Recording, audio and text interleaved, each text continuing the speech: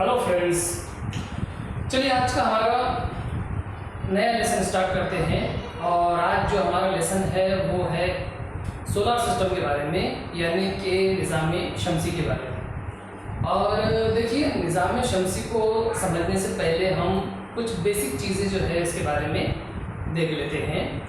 ये इल्म फल्कियात का जो है एक टॉपिक है, मतलब आसमान का जो इल्म है, जो स्काई का ब्रांच है हमारी, उसके बारे में जो है हमको जब मालूमात हासिल करना है तो हमको कुछ टर्म समझना ज़रूरी है, कुछ डेफिनेशन समझना ज़रूरी है, जिसके बारे में आज हम देखते हैं। सबसे पहली टर्म हमारी है that is about the stars, कि स्टार्स क्या होते हैं।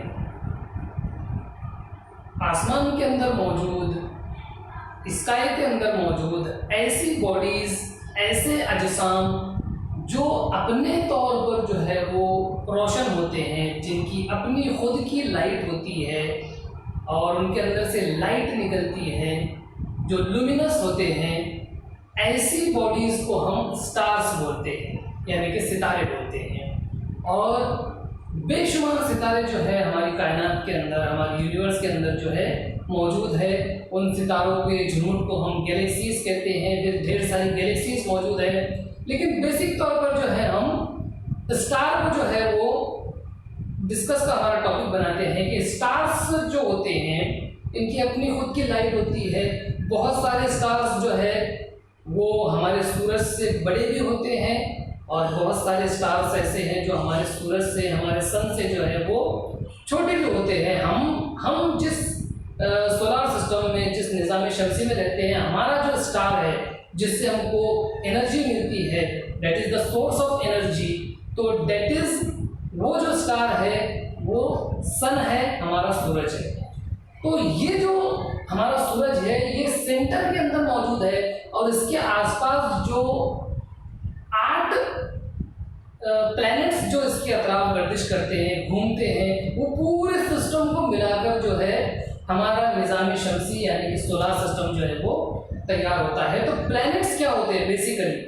बेसिकली प्लैनेट्स वो होते हैं जो स्टार्स के आसपास जो है उनके अराउंड में घूमते रहते हैं। जैसे हमारा जो सूरज है ये एक स्टार है और इसके आसपास जो 8 प्लैनेट्स घूमते हैं, वो प्लैनेट्स को और उन प्लैनेट्स के आसपास घूमने वाले जो सैटेलाइट्स है और दूसरी बॉडीज है, ये सारे सिस्टम को मिलाकर जो है हम सोलर सिस्टम बोलते हैं। और जो सूरज से उनका फासला है, प्लैनेट्स का जो सूरज से फासला है, उस डिस्टेंस की बेस पर हम जो है उसको नंबर देते हैं। जैसे सबसे करीब जो है वो मर्क्यूरी है, हमारे सन से, हमारे सूरज से सबसे करीब जो प्लैनेट मौजूद है, that planet is mercury.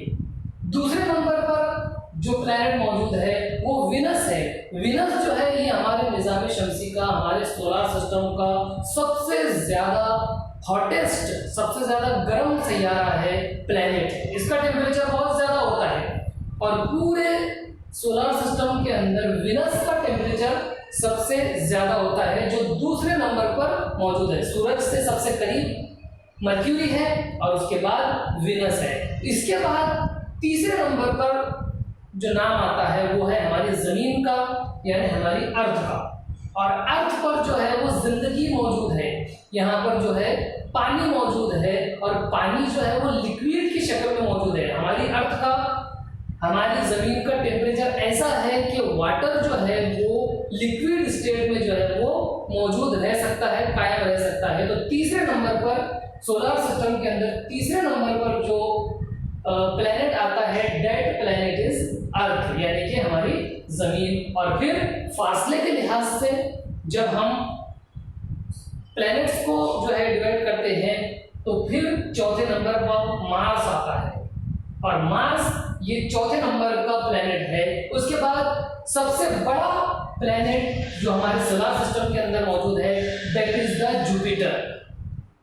Jupiter ये साइज के लिहाज से, जसामत के लिहाज से हमारे पूरे सोलर सिस्टम में सबसे बड़ा जो है वो प्लैनेट है। और सैटर्न इसके बाद आता है, जुपिटर के बाद छठे नंबर पर सैटर्न, 7वें नंबर पर यूरेनस और 8वें नंबर पर जो है वो नेपच्यून मौजूद है। इस तरह से 8 जो प्लैनेट्स है, ये प्लैनेट्स लगातार जो है वो सूरज के अतराफ इलिप्टिकल ऑर्बिट में जो है वो गर्दिश कर रहे हैं। इनमें से सूरज के अतराफ एक राउंड जब पूरा करती है हमारी जमीन, तो उस टाइम पीरियड को हम एक साल बोलते हैं। मतलब एक राउंड जमीन जब सूरज के अतराफ एक राउंड पूरा करती है तो हम जो है उस टाइम पीरियड को एक साल बोलते हैं। अलग अलग प्लैनेट्स के अलग अलग साल मौजूद है, अलग अलग साल, उनके अलग अलग ईयर्स।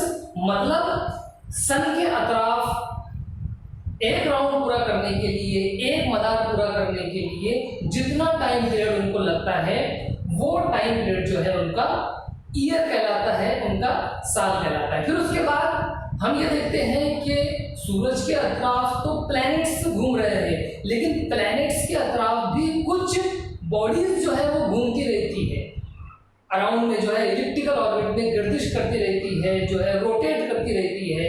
तो इस तरह से जो बॉडीज प्लैनेट्स के आसपास जो है, उनके अतराफ में जो घूमती है, उनको हम सैटेलाइट्स बोलते हैं। जो प्लैनेट्स के आसपास घूमती है, प्लैनेट्स के अराउंड में जो है वो घूमती है। जैसे हमारी जो जमीन है, हमारी जो अर्थ है, इसके आसपास, इसके अतराफ में जो है वो चांद घूमता रहता है। तो चांद जो है, मून जो है, ये हमारी जमीन का, हमारी अर्थ का नेचुरल सैटेलाइट है। सैटेलाइट्स को हम दो कैटेगरीज में रखते हैं, एक तो नेचुरल और दूसरा आर्टिफिशियल। मतलब जो आर्टिफिशियल मतलब जो इंसान ने बनाकर जो है स्पेस में छोड़ा है। तो आर्टिफिशियल सैटेलाइट और नेचुरल सैटेलाइट। तो देखिए हमारी जमीन का जो नेचुरल सैटेलाइट है दैट इज मून, उसी तरह से दूसरे भी कुछ प्लैनेट्स हैं जिनके अतराफ जो है वो सैटेलाइट्स घूमते रहते हैं। तो इस तरह से सारे निजाम को मिलाकर, चाहे वो एक स्टार, उसके अतराफ घूमने वाले प्लैनेट्स, प्लैनेट्स के आसपास घूमने वाले, उसके अतराफ घूमने वाले सैटेलाइट्स, चाहे वो नेचुरल हो या आर्टिफिशियल हो, उसके अलावा और भी कुछ बॉडीज है जो सोलर सिस्टम के अंदर जो है मौजूद है। इस तरह से एक पूरा निजाम शमसी, एक पूरा का पूरा सोलर सिस्टम जो है मौजूद है। और इस तरह के करोड़ों अरबों जो है वो सोलर सिस्टम दूसरे स्टार्स के, हमारे सूरज के अलावा दूसरे स्टार्स के भी जो है वो सिस्टम्स अपने अपने सिस्टम मौजूद है। और इन सारे सिस्टम्स को, सारे स्टार्स को मिलाकर गैलेक्सीज तैयार होती है। फिर गैलेक्सीज जो है वो गैलेक्सीज डिफरेंट टाइप्स की है, उनकी भी डिफरेंट टाइप्स होती है। और इस तरह से हमारी पूरी यूनिवर्स के अंदर जो है वो करोड़ों अरबों जो है वो स्टार्स और उनके सिस्टम्स जो है मौजूद है, जिसके अंदर हमने अभी इस वीडियो के अंदर जो है सिर्फ हमारे सोलर सिस्टम के बारे में देखे हैं। तो ये वीडियो जो है अगर आपको पसंद आता है इसको लाइक कीजिए, इसके बारे में आप कमेंट कीजिए। अगर आप हमारे चैनल पर नए हैं तो इसको सब्सक्राइब कर लीजिए। देखिए ये जो सोलर सिस्टम हमारा मौजूद है, इस सोलर सिस्टम के अंदर सेंटर में जो है वो हमारा सूरज मौजूद है।